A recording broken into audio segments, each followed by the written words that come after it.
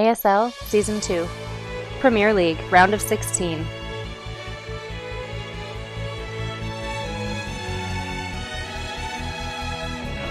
Yet again. Spawning down here in the efficient gas position. It is from XIG. I think the X is just there for no reason. But more importantly, from Canada, it is our yellow Terran player.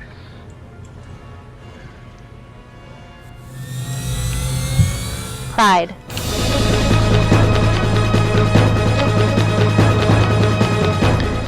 And his opponent from Templar Gaming up in the top left and in the green trunks. It's the fan favorite, it seems. Mm-hmm. Boomerang. And I don't think I've made a caster dollar bet tonight, and I guess I will now.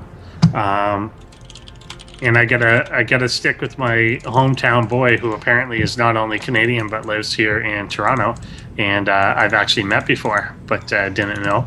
And I'm gonna put 10 caster dollars that Pride will win this series.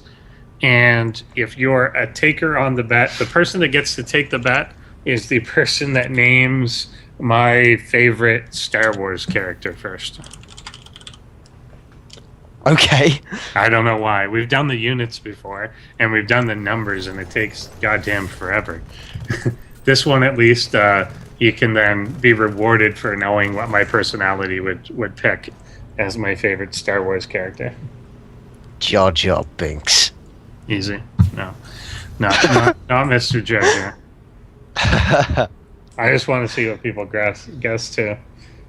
Yeah. As it is, the players, you can read the chat. I'll talk about scouting plans. Yeah.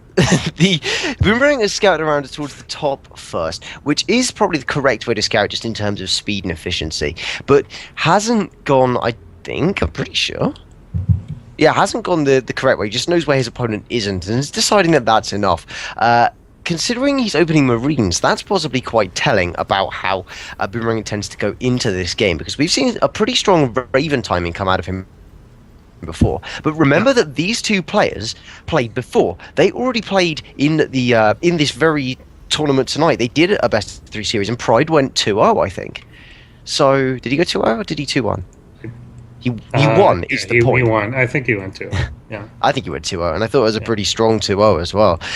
So, Pride has played Boomerang before and not dropped a game against him yet. We've seen reversals of fate in the ASL before. We've seen players lose to someone in this exact setting and come back in the losers bracket and beat them out for that spot in the round of 8. But I don't know if I think that Pride is going to be the guy who loses to someone he's previously defeated. He's just seemed pretty strong all the way through. Yeah, he really has throughout this, and that's certainly what I am banking on if somebody ever guesses this. But, has anyone got it yet? Yeah, they're not. They just keep guessing like the same 6 things over and over. There's more going for characters that people. Is it like a really obscure character? It's not even like an obscure one. Like, yeah, I could have been like a jerk and picked like Salacious Crumb or something. There we go. Chaos Reigns just got it. It was the Emperor. Oh, really? Yeah, the Emperor is obviously awesome. I get it, but my favorite character was Qui-Gon. Qui-Gon? See, he's like the worst. Every decision Qui-Gon makes is wrong. I know, but I like him. I liked him in the movie Taken. But I thought he was horrible. No, you're talking about Liam Neeson. I'm talking about Qui-Gon. I know. He made terrible decisions. Yes, he made decisions. He did all the time, and I'm okay with that because he was just trying to do what he thought was right, even though he was so spectacularly off the mark. He was doing what he thought was right, and morally you can't oppose that, even if legally that is dreadful play. I know, but it seems like he should have known better, like to see things in the future, and even just more casual stuff that he did wrong, like not realizing that like Padme was actually the one that was the queen when she was following him around for 3 days. Oh no, he totally knew that. He was just like, yeah, no, whatever. he was going with it because remember he was like really passive aggressive at her at one point. But anyway, we'll talk about that after this attack completes. Pride pushing forwards in a similar style of push to what. No, who was he who did that? We've seen it before anyway. He's turned up with a bunch of Hellions and a bunch of Marines, and he's going to try and push up the ramp, but there is a tank from Boomerang anticipating it, and it's going to be difficult for Pride to push into this. In fact, Boomerang could realistically even attempt to push down the ramp in just a couple more seconds when he gets his next tank, when he gets a few more Marines. He's going to be able to shove this away fairly effectively if he does choose to do that. Exactly. Talk about Star Wars now more if you like. Yeah. Well, I'll just answer the one question because Chaos is screaming there like, what bad decisions? Everything. All of them. All of them. Every decision he made was wrong. But the biggest one, obviously, was bringing the dumb little kid out to be Darth Vader and insisting that everyone train him. If you find yourself at any point arguing against Yoda, shut up.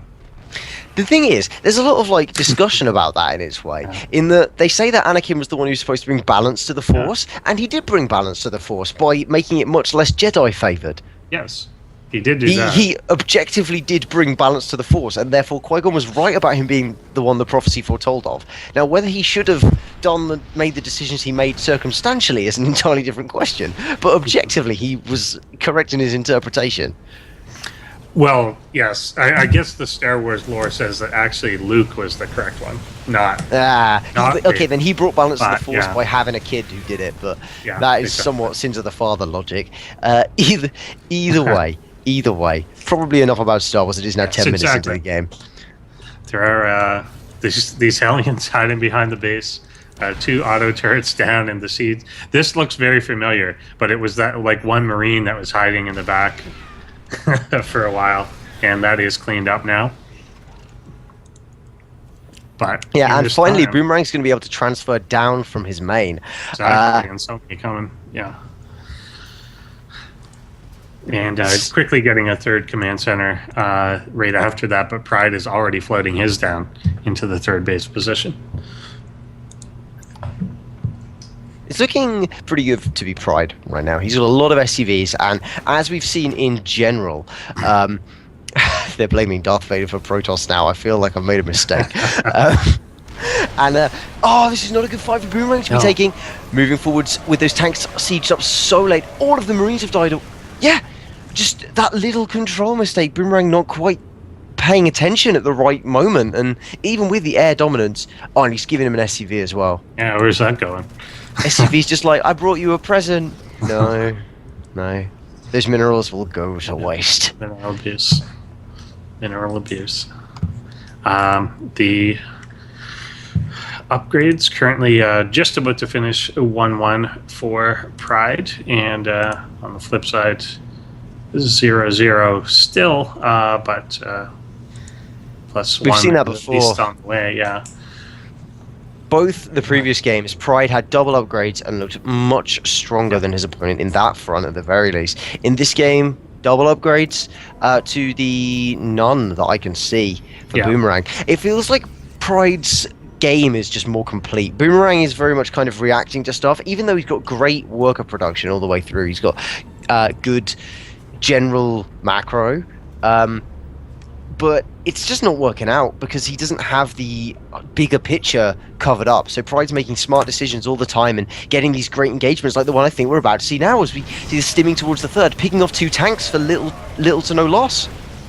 Yeah, only one of them was actually siege there, and he will force the lift off here and actually doing a lot of damage to it. I think he might actually end up forcing a repair, but the tank does siege on the high ground and he will have to get it. Yeah. A couple of shots going off on the tanks, but no real losses there. Not the one. Not the one. No. But wait, there is another. And 71 SCVs. Pride is just swimming in the cash. And that sounds good until you remember that actually you're meant to spend all your money in this game. Oh yeah. Well, his bank is not high. It's just the income. The cash flow, I guess, is what it is. Hold on. Heathcliff has just bet 10 cost of dollars that it will be a 2-1 Pride game and the total game length will be between 100 and 110 minutes. Yes, I will take that. That is not only good. incredibly specific, but I totally hope you're right, because that's a fantastic bet. That's really good, man. Yeah, it is. That is amazing. Yeah. The only reason I don't make bets like that is because my money is limited. And also because this army of Pride is going to try and take out the third base once again. If he kills this off, we could see a lot less than 110 he is, minutes. not targeting it, but it is on file. And 150 hit points left on it.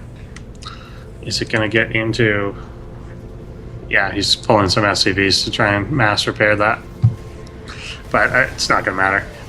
All these tanks moving up, and that's it.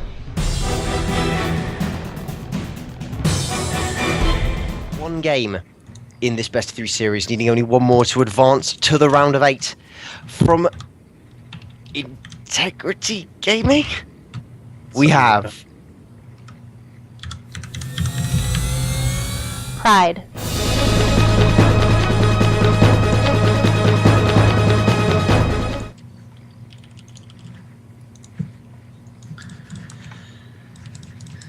And down in the bottom of the map, we have in the red our Terran player who is trying to bring this one back from Templar Gaming. We have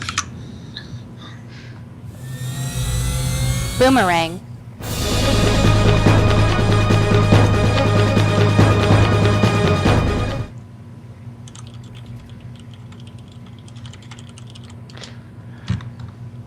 indeed.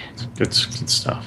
Yeah. Templar Gaming is not a team that I've ever encountered before, but Boomerang's representing them in a fairly major way tonight, doing some pretty interesting plays. I've seen some cool new stuff out of him today, especially involving the Raven that we've seen. He's not something you see a lot of, but it's cool. It's really cool, and I'm hoping that we see his Raven play actually succeed, particularly because it worked against Genesis, but so far Pride's just shut it down. Yeah, it definitely has been able to stay right on top of all that. And close him up. Boomerang will escape with his SCV unless he randomly stops it. Oh, he does, but so does the Marine. Wow, okay, I was concerned there. And if we look at this, the SCVs are on, they're both on pretty bad health, but the one Boomerang's going to need to get the first attack out, otherwise, they're just going to sail past each other. I really wanted the SCVs to meet in the map and have a showdown. And I wanted Boomerangs to win because it had less health, so it's more surprising. Exactly, and we get the expansion coming down for Pride a lot quicker.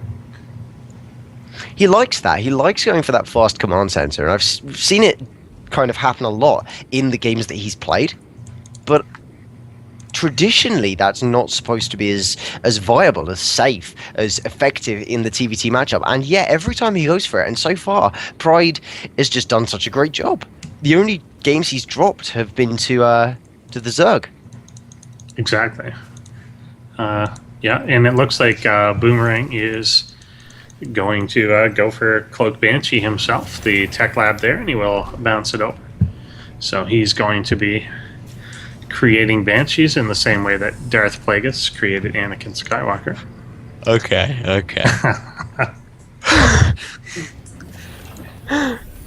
So let's not go mad here. If we're going to get really causal, then we're going to have some serious discussions here, but I like it. It's not a philosophy stream, this is a StarCraft stream. And in the land of StarCraft, we're seeing some Cloak Banshees on their way out of Boomerang. Yeah. Which is very important. It's there is that SCV just chilling at the watchtower in the middle of the map with only 9 hit points, and if he gets early warning of the starport sending the Banshee out, of course it will be able to tip him off long before Cloak is finished, and he may be able to get a Viking or something like that. Viking, Raven, probably a Viking. Yeah, the air control battles haven't been that intense in the large number of TPTs we've seen. Yeah, we've seen a lot of TPT, and we haven't we haven't seen these big kind of like Viking versus Viking wars that often occur, because the person with the highest Viking count kills off all the medevacs and retains air superiority for usually the majority of the game, unless they end up losing them to Marines due to miscontrol. But we haven't really seen that much of that going on today. We've just seen a couple of Vikings made, maybe a bit of snipes. I don't even think we've seen a PDD. Yeah, I don't think we have at all. Just the turrets. Marines moving exactly into place. Viking moving exactly into place, and Banshee will turn around. Once again, I'd like to see the cloak canceled because it's not going to do anything for you. But he's finish. Yeah, it's just a waste of money to me. It is. It really is. It's 100. It's 100 these days, isn't it? Yeah. Yeah, and that's 100 gas he's not getting back, and 100 minerals he probably doesn't really need to worry about that much. But yeah, it just tries to go in. Nope, missile turret chases off. There's one in the main. This Banshee opening has been done to death today, and I don't think we've ever seen it be that successful at any point. No, we haven't really. The players today are just too good. Yesterday we got some really good, interesting Banshee play. At least one was really good. The other one was ultimately bad, but really cool. I told a bunch of people about that today. Yeah, I was so impressed. Awesome. Like, it didn't work, but I wish it had worked. Proxy 3.9 Banshee. It had a chance to work. Sad times. Banshee will come in here and start picking off these hold position Hellions, which is actually nice. Driving them out. So I'm just responding to chat really quickly. Yeah.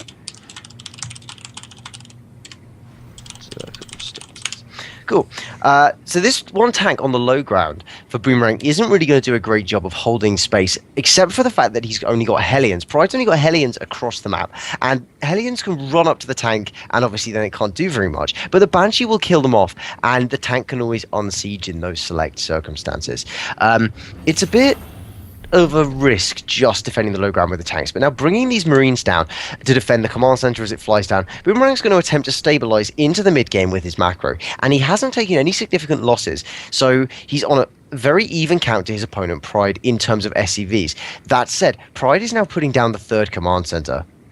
So is Boomerang actually here, and he's just going to build it right in place. Yeah, he does this. He tends to expand to bases rather than doing what Terrans are uniquely able to do, in that they don't have to expand where they're expanding. They can fly it out later in a much safer fashion. So I'm not really sure that I like Boomerang's... Well, he's playing Protoss. Yeah, basically. Yeah, he's playing the way he doesn't have to. Even if you don't want to build it as far away as the main... build it your natural or something and toss it over, but it's so much safer to do as opposed to if it gets attacked you have to cancel. Yeah, it's not necessarily a bad choice to expand to the base, but in a dynamic matchup like this where he knows there are Hellions on the field, I don't think I would have chanced it. No. And Pride himself is obviously expanding in his main. He's going to be intending, I think, to lift off to the gold that's below his main rather than the one that's been taken by Boomerang. And that has pros and cons. If you have air superiority, you basically want that nearby base because you can snipe out drops much more effectively. Yeah. And right now, well, Pride has one Viking, but Boomerang, I guess, doesn't have any Vikings, so it works out. Yeah, pretty much. That's the case. He is bringing out just medevacs at this point. Yeah. Medevacs are good, but Vikings are quite important, and it's often the meching player or the heavier mech player who ends up with the air superiority in terms of Viking count, just because it's more kind of lending itself to that style. You don't need just upward to be making medevacs, so there you go. But it could mean that there's a low medevac count for Pride, and thus his army will be less durable in the engagements against Boomerangs. Yeah. We've got Pride moving out right at the time that that Boomerang is actually going for a drop into the main, but there are 3 turrets up there in the exact location that Boomerang is going to be landing in, and this is a big force by Pride, and he's going to get sieged up exactly where he wants to be here. Yeah, I don't see a way for Boomerang to really save this third base, but at the same time, no, don't bring those back, don't bring those back, no. Pulling back. No. He's bringing the medevacs back, well, why? Because he F2. This Pretty sure that- Boomerang has basically given a masterclass tonight on why using the all army button is a terrible idea, because so much of his stuff has been out of position. Yeah, if this drop happens at the same time, it's hard for him to pay attention to, and maybe he trades off, but instead the SCVs at least get away. Is he bringing them back to repair? I don't know about that, because they're going to die now. They are all going to die. He might keep this alive, but yeah. Nope, and actually we're seeing a lift now as well. Straight through the path of a missile turret, but not for long. So this big drop coming down for Boomerang is going to be able to get one of its medevacs killed. But he's doing as much damage as he can, picking off quite a lot of SCVs in that main mineral line. And for the first 21, time... 23 have died, 24, 25, 26. Yeah, that's pretty good. That's fairly major. Yeah, for the first time as well, Boomerang is ahead in upgrades. Yes. We have not seen that yet, but that is a big deal because he's now ahead in workers, ahead in upgrades. This is where Pride normally sits. Yeah, it's very important to be there. And yeah, definitely the worker lead. But his army is still significantly smaller, and this is a big force coming for Pride. And he's going to catch one of these tanks on siege and just in a really weird spot, to be honest. Yeah, very strange place to be sat. He's going to get these ones too that are totally exposed. This is really bad because Boomerang has...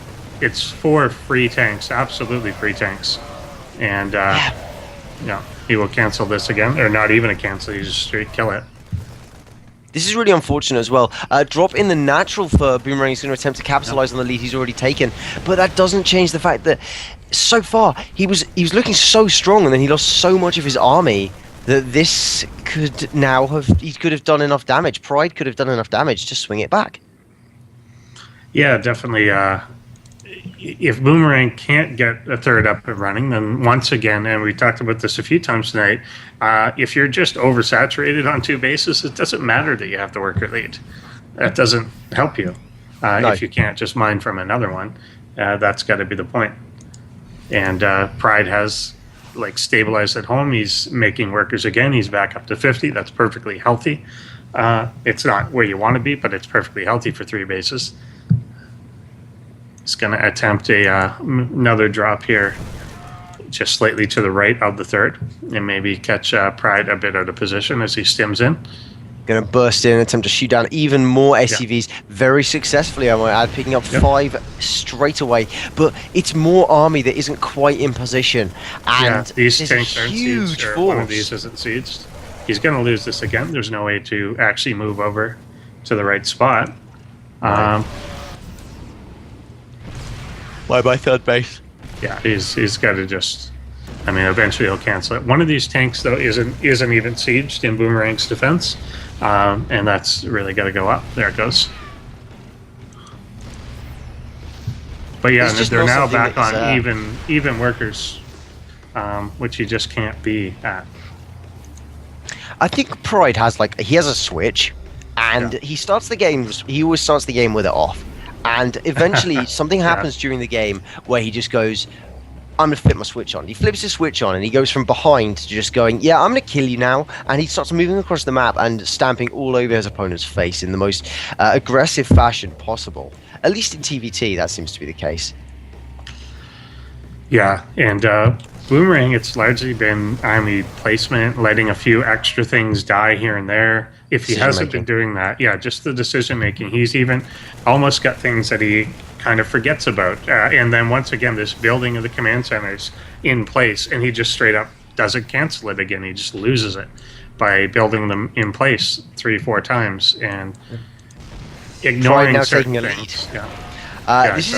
This is objectively quite a bad engagement for Pride taking, sieging up between the tanks, but so many of them aren't firing, and Boomerang isn't stimming forwards to get himself into a good concave. So it's possible that Pride can win out just on the strength of that. Yeah, so much of it's still alive. There's now basically only 4 tanks remaining. The tanks blasting away Boomerangs, and even with the Hunter Seeker, which is very nice, very cool, the Splash could take out, 2 tanks and nearly a third. But even so, the forces still remain in the natural of Boomerang for Pride. The Vikings all being picked off, and there's really nothing to deal with this army.